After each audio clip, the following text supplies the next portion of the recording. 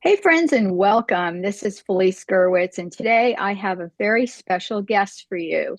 This is a gentleman that I first heard on Christian radio, and I was so excited about what he was talking about that I pulled over safely to give him a call and see if I could purchase his iProgram, for lack of a better word. And he said to me, don't you want to know more information about it? And I said, no, I just want to buy it. Later, he told me that I was the first person who had just called and said, I want to get this kit because I had some struggling learners and I was so enthralled by what he said. And later got to meet him in person where we both spoke at FPEA, the Florida Parent Educators Association conference that was yearly in Orlando. And, it's a pleasure today to reconnect with you, Steve. So, Steve Shapiro, 25 years later Yes. or so, welcome to the show. Yes, been a long time. It Yes. has, Well, glad to be here after all these years. Yeah. yeah. And you can find the show notes for today's episode at Vintage Homeschool Moms. Our topic today is homeschooling a struggling learner, hope, root causes, and real help. And Steve has a website where you can find more information, which he'll share with you in a minute. But also, he's written two books, The Learning Connection and Falling Through the Cracks, Why Intelligent Students Struggle in School. And I have both of those books as well. So, Steve, first of Mhm. all, your company is The Learning Connection. Where can they find you online? Yes. Yes, I'm actually in Colorado Springs. My website is the Learning Connection, all one word, .myshopify.com.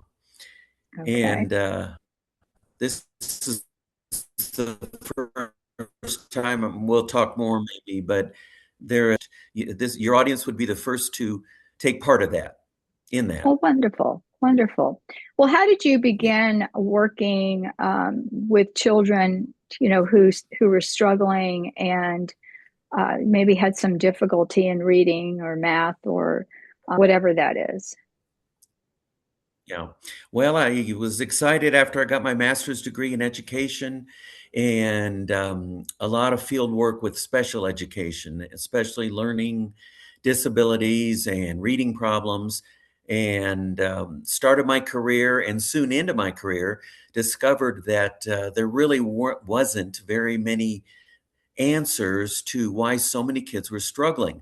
I was seeing kids with short attention span, poor comprehension, this word dyslexia that came up, kids that supposedly reverse letters and numbers and slow and choppy reading, all these different symptoms. And I would go to my administrators and say, what can we do? And the big answer was cope with these problems. Go around these deficits and try to compensate. That was a big word.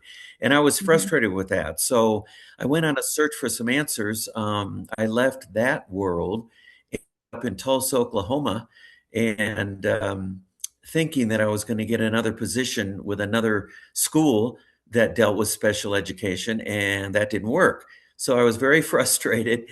And right at the last minute, I met, it's a whole story, kind of a neat testimony story, but I met this doctor who said, I have done a lot of research and know how to get to the root of these problems instead of just compensating. And so he developed a therapy program that I've worked with for over 40 years now to um, help children to actually correct so many of these problems. So we joined together. Wow, this might be the answers I was looking for. And started to see children. And in a matter of, 1 to 2 months, they were making radical changes in their reading ability, their ability to read smoothly without chopping and miscalling words and all those things that we called learning difficulties. Mhm. So he retired along the way, and I became director of the Learning Connection and have done so for many, many years, done workshops around the country on teaching this. But the most exciting thing is I developed a home program, especially for homeschool families. I started getting invited to speak at homeschool Right, conventions, and I thought, gee, I really want to help them with a home program where they didn't have to come to Colorado, which some families were doing. But anyway, I developed right. that, and now it's been updated to where any family can participate in that. That's wonderful. A lot of what you had talked about with the eye training, my husband had received from an ophthalmologist here in town who also had made the connection between sometimes their eyes weren't focusing correctly on the line. They would start reading, and Yes. then when they got to the end of the sentence, they'd reread that same sentence. And he made some correlation between that. And thanks to my husband's generous grandmother, because it was very expensive even at the time, to get any kind of remediation, he was able to get this eye training. And so that's why when you were talking about it on Christian radio, I was, saying, oh my gosh, Mhm. this is exactly what my husband went through. And some of my kids might be, they're very athletic. They seem like they had good eye hand coordination, but there was Yes. more tweaking that could Yes. be done. And our testimony is I ordered your kit. Do you still have the lenses and everything in those kits? Is that still available? Yes. The lenses, the red and green glasses. Well, it's been updated Okay. tremendously, and with the internet now and computer, it's now on a computer-based Wow. program that records the results, and it's very motivational for changes so quickly. And parents will call me and say, gee, in a matter of a couple weeks, I'm starting to see my child read better and comprehend better. And, Hmm. and there's a reason for it. We can get into the root reasons of what makes us so different than other Right. typical programs for helping kids. Yeah. So I used it with my second oldest child, and she had taken a standardized test at the end of our homeschool. And she wasn't sure if she wanted to go to college or not. We had spent, she was an author with me, a co-author. And, some of her writing and spelling was horrendous. And I couldn't even blame her teacher, Steve, because I was the teacher. It's pretty bad when you're a homeschool mom. And you're like, yeah, who am I blaming here? So, I knew that she was struggling, very, very bright young lady. And so she Yes. tested like maybe at the beginning of high school, and after going through just the reading lenses and some of the exercises and reading your books, she took the test the next year and tested post high school. So like first Wow. year of Wow. college. So went to Mm, college, graduated in 3 years, with an honorary degree. And so I believe magna wonderful. cum laude. And so, just amazing that that worked really well for her. And so, all these years later, I'm finding you again. And now that the program, Yeah. my grandchildren had the original of my daughter uses it with some of her children. So she was Oh, really excited to find out that there was an online solution. So okay, so you've been doing this for many years, and we talked about some of the struggles that parents notice at home, just like what you mhm. shared that you experienced in the school. Yes. And so, what is this free evaluation that you have that you can offer parents? Well, I decided actually a couple months ago, I felt like the Lord was leading me to provide all of this, all these skills and exercises over the years. And I thought, gee, kind of a legacy thing. And it just was kind of a light bulb went off.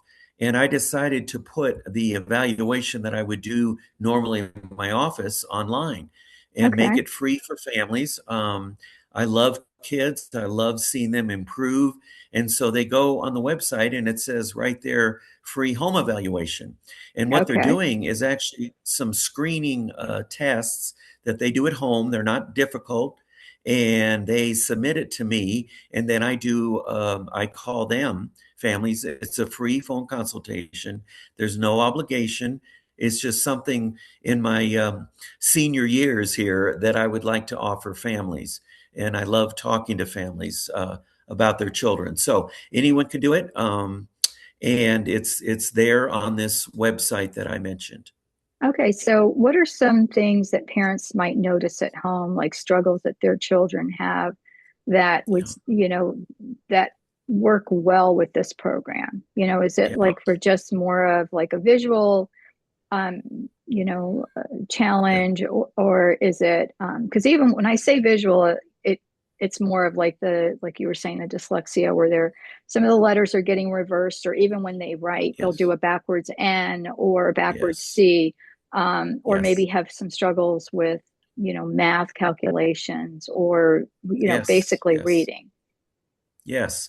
Well, let me first say that the major thing and the major difference in this, first of all, we're not talking about eyes as in glasses and Mhm. Right. amblyopia and all those things. I'm not an eye doctor, I should say off the bat, but I did train under an optometrist for many years and learned these skills to get the two eyes to work together. And the major thing, the research I've done, 90% of children that struggle with learning difficulties of all kinds, things like short attention span, poor comprehension. They learn it one day, and the next day they take a test and they can't remember what they read. Spelling problems. They learn the word one day, and the next day it's gone. It's like starting all over again. And of course, miscalling words that look alike.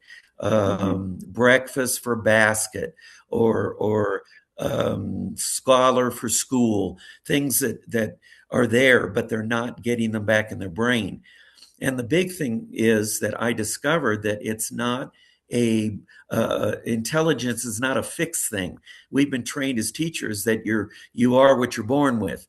And Hmm. yes, you can improve your potential and all of that, but we're still saying there's a deficit there. The whole difference in this is I believe you can get to many of these root areas. And the reason I believe that is when you start training the eyes to focus stronger and to aim stronger, all of a sudden these children are able to get a visual picture, which is a huge clue to this. Many Right. children see a spelling word like basket, and you say, well, we'll spell the word. Well, they try to say it auditorily, but they don't get a visual picture. And the research is showing that 90%, that's a huge amount of kids, do not get a visual picture. They don't see it back in the brain. And we use it so normally, we don't even think about it. If I say, Felice, if I say to you the word basket, right now you probably can see those letters and Right. spell it perfectly. Well, so many of these kids that struggle do not get a visual picture. And so, what these lenses do, which is the whole key to this program, is lenses and various visual tools and exercises to get the brain to get that visual picture. And Right. when it happens, and it happens very quickly, these kids start reading smoother. They start spelling better. Their eyes don't get as fatigued. Many of these children, after 5 minutes of reading or doing close work, they're done. They can't do anymore. They get so fatigued. Well, that has nothing to do with their brain or their intelligence. It has to do with the fact that their visual muscles are weak at that point. And it's not something you have to live with and cope with. And that's what was so frustrating as a teacher. They said, well, just, go around the deficits and compensate and find a program. At the Florida convention, there were massive tables of all these books and tapes and things to compensate, but no one was getting to the root of the problem. Right. So that's what I was geared towards developing all these years. Right. And that's my So those are background some of the too. symptoms. Yeah, my background too is Did you in notice? learning, Yeah. yeah, learning difficulties. So that's why when I heard you, I Mhm. spoke your language, and they said the same thing to us, is like work through their strengths. And I said, well, how do we remediate their Yes. weaknesses? And Yes. there was no remediation. It was Yes. exactly as you said, teach them to compensate. And so that might mean you read the Yes. questions to them on the test and you help them in that way. And that's Yes. fine Yes. for a season, to be able to get your kids, to be able to maybe take some tests and do things orally and have oral book reports and help them Mhm. succeed. I used to have my kids dictate things to me, and then it was in their words, mostly after a field trip. They told me I was, a not very fun mommy, because I would take them on a field trip and then we would come home and we would use pictures that we had taken, to illustrate our trip, and they would tell me about it. I would write it for them, and then they would have to read it. And it was easier for them to read words that were, their words that they had given me. And so I did some compensation things for a while just Yes. to, so if a mom's listening to this and says, I want my children to have some success, that's one of the ways you can do it. But also to Yes. know that, remediation takes time. And, Mm. there's different struggles that children have, and it can be very complex. But I know that, Yes. that this technique does work. It really worked for my oldest daughter. And so, it's something that parents may want to look at, as you said, with no strings attached. So, is there Yes. any practical skill or tip you can share with the audience today that might, kind of something like what I just shared now? Um, but before you do, I can get my throat cleared here. Um, one of the things I noticed with my children is that when they would spell, I would say, "Can't you see that that's misspelled?" Because Yes. if you see a word misspelled, And Hmm. my daughter would say, "No, it looks fine to me." But once she went through this program, she started to see words that were misspelled. Is she a perfect Yes. speller? No, but Hmm. she was so much improved. Went through Yes. college and worked hard at it, but she still graduated with honors, which was amazing. Wow. That's amazing. Yes. Yeah. Yes. So anyway, so what are some things that parents can do? Maybe some practical tips that you can share, so that they can experience some success in their home. And especially if you have a struggling learner, it's very frustrating for Yes. parents. Yes. And many parents have gone to so many different programs, and there's some wonderful, tools out there. The problem is most of the time it's an academic answer, lowering the curriculum or trying to, colored letters there's so many approaches, and they're great approaches. But if you've still got this major vision processing problem, and here's a simple tool that I'd love to share with family. Now, I shouldn't say tool, a skill. And if they will take a pencil and with an eraser and hold it about 6 inches away from their child and start over on the left side, for instance, and slowly make that pencil go across. And you want your child to follow the tip of the pencil, keep it in his range, he or she, and continue very slowly back and forth. And you want to look for whether that child can follow that tip of that pencil. If you see jerkiness or getting off the point or look at you or something other than following that, that's a clue. And I know there's many, many different clues. I probably have 50 different skills, but this is one easy one that families can look for. So they do the pencil horizontally, have their child follow the pencil, and as they're doing it, ask them a simple question, such as, when's your birthday? Or what's your favorite color? Or, oh, just anything. How do you spell bug? And you want to see if the child can continue to follow the pencil while they're answering a question. And many families are very surprised when their child starts going, ooh, ooh, and gets off the point and, Mhm. can't spell the word or has to do something other than follow the pencil. So That's a real sign. they have to keep their head straight. They can't follow it with their head, just their eyes, correct?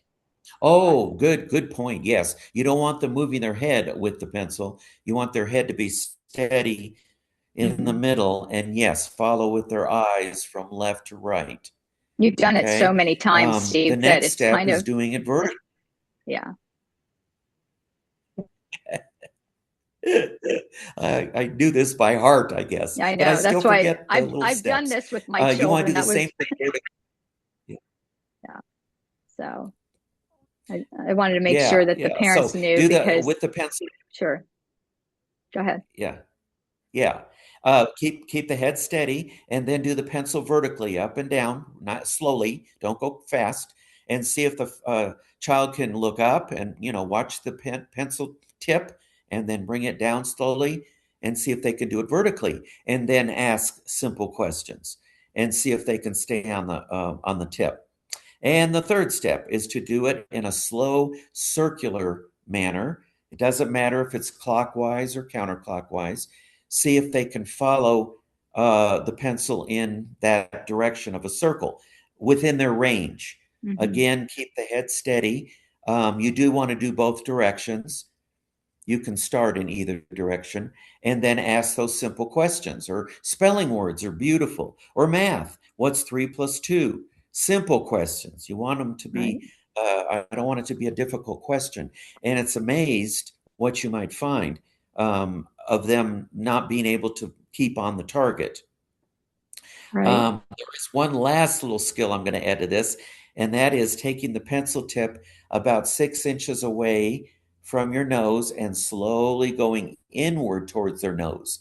And you're going to stop at about, 1 inch away. You don't have to touch their nose with the pencil, but close to it.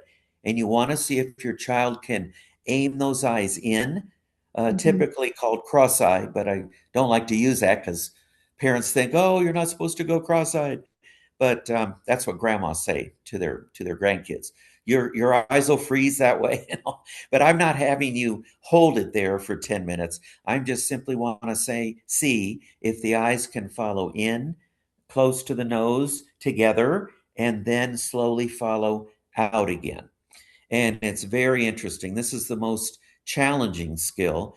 And many families will see one eye go in one direction, or they'll release from the pencil and look back at the mother or father that's doing this. All kinds of things start to happen. And those are all that the two eyes are not working strongly together, and that's very correctable. Um, in most cases, you might ask me the question, well, why don't eye doctors check for this?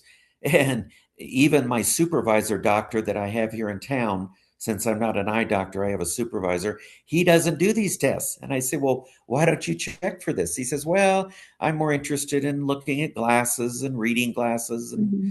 and all those kinds of things. So he refers them to me, which is thrilling. Yeah. It's just that there's Yeah. so many things that parents can begin to do at home. To Wonderful. And these are wonderful tips. And they can find more information at the Learning Connection dot my Shopify SHOPIFY.com. And Steve, right. I'll have more information on the website on Vintage Homeschool Moms. Any last words you want to leave with the audience? And you know, Well, I guess I would say over these, I've got a track record of over 40 years, and I hmm. love kids. I love seeing kids go from point A to point B, and there's just a lot of hope. And I know with school starting soon, some parents are dreading and saying, "Oh, what are we going to Right. do?" I just want to encourage them, at least look at this free screening and take a look at some of the skills, even if they don't send them back to me. They're wonderful. There's about 4 or 5 different skills that will tell you. One other quick one is seeing if they can get a visual picture and having them close their eyes. And I won't go into all that, but you'd be Right. surprised how many children do not get a visual picture or image of what they see or even what they hear. It all ties into the auditory processing as well. So there's many different things to Right. do, and if they want to jump into real solidly the computer program, that's something we can visit about. Well, I'm interested in seeing it, so I'll have to get with you after this and take a look. We didn't have time to connect before this interview, so I could take a look at it. But I'm excited because I know how valuable the original set was for us and how helpful it was. So I really want to thank you, Steve, for all your years of dedication and service. And I keep saying I'm semi-retired, but then there's 10 more ideas and things that the Lord has me doing. And I know it's the same for you. That's the same for me. I thought during COVID we would kind of slide down from that, but lo and behold, I'm still Yeah, still and here. loving it, dealing with Good. families and And talking helping to them. Right. and Yeah. helping them in a solid way. So, Okay. yeah, I really appreciate you having me on. And if you ever want to get to a point where we share some more skills online, I'd Sure. be glad to do something like that. Wonderful. Okay, friends, so join me on the website. You can find it in the show notes. If you're listening on an app, the show notes should be coming in on your app, so it's great now. And you can see, links to Steve's information as well as his website. And today's episode is brought to you by a sponsor. I'm not always sure who our sponsors are, but we want to give a shout out and say thank you. Actually, I think as this airs at ctcmath.com, so you can visit their website, and we thank them for being continued sponsors of the Ultimate Homeschool Podcast Network and Vintage Homeschool Moms. So, friends, thank you so much for joining us today. Give me a star rating on your favorite podcast app, or come to the website and leave us a message on the post. Take care, everybody. God bless, and I'll talk to you soon. Bye-bye. Thank you. Bye-bye.